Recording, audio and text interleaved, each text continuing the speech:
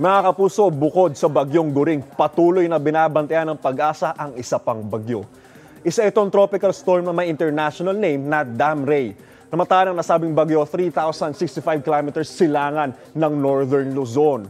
Mababa naman ang tsansa nitong pumasok sa ating PIR. Sa halip, tutumbukin na nasabing bagyo ang bansang Japan.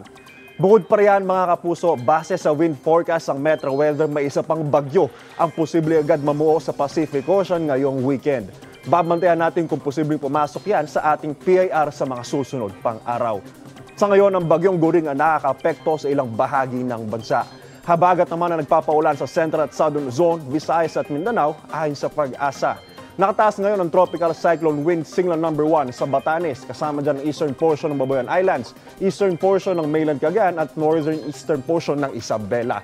Ayon sa Pag-asa, sa loob ng 36 hours, asahan ng malalakas na ulan sa mga nasabing lugar na sasamahan ng pagbugso ng hangin. Ako po si Anzo Pertera at yan ang latest mula sa GMA Integrated News Weather Center. Maasahan anuman ang panahon. Know the weather before you go para mark safe lagi, mga kapuso. Mga kapuso, know the weather before you go at mag-subscribe na sa GMA Integrated News sa YouTube. Para sa mga kapuso natin sa abroad, bisitahin ang GMA Pinoy TV at www.gmanews.tv.